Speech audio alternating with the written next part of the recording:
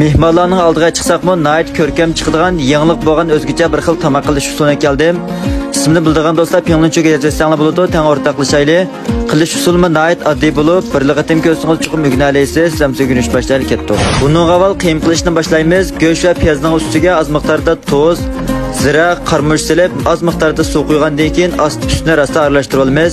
Orqadan 5 dona mekanning tuxuni pishirib olib, suratdagidek mana shunday pichoq orqali iq taraf bilan sariq tarafini ayirib olamiz. Orliq ko'rib bir şey ketsa do'stlar, ajrimga haqsiz bo'lgan yurakdan birini basqach ko'rsanglar rahmat. Birinchi o'nning ustiga oz miqdorda tuz va bayamqi tuxumning serqini va suv quyib, rosa yug'urib, suratdagidek mana shunday piltiq qilib olgandan keyin cho'ng kishilikni muvofiq holatda uzib olib, qilliqini nipizroq qilib jiltechib olgandan keyin tayyor qilib olgan qiymimizni tuxumning iqiga ilib, jiltining ustiga dumkam turibla cho'risini bo'lsam, mana shunday bachburchak holatda chiroyli shakl chiqarib sug'asak bo'ladi.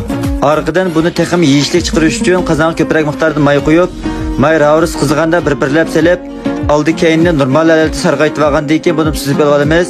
Orqadan buni to'liq pishirish uchun qasqonga tizib, taxminan 15 minut atrofida dumlabasaqlab bu pishib chiqadi. Endi buni ustiga qo'yg'ili nayt muhim bo'lgan tang tayyor qila olaylik.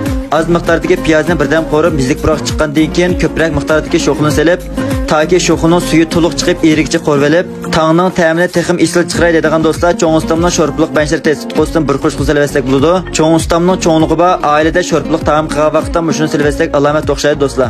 Ondan muvofiq miqdorda suv quyib, bu qaynagandan keyin ko'klaza, samsaqlarni silib, rosa aralashtirib tuz ta'mini tanishtirsak bizning tengimiz tayyor bo'ladi. Oxirida qo'llash pakati do'stlar, faqat haqsiz bo'lgan yurakdan birini besib, Pingli rayoniga gullarni ko'plab yo'llab qo'ysanglar, buningdan ortiq qo'llash bo'lmaydi. Filmlarimni oxirigacha to'liq ko'rgan do'stlar, rahmat. Kelgan qatim ko'rishaylik, xayr xo'sh.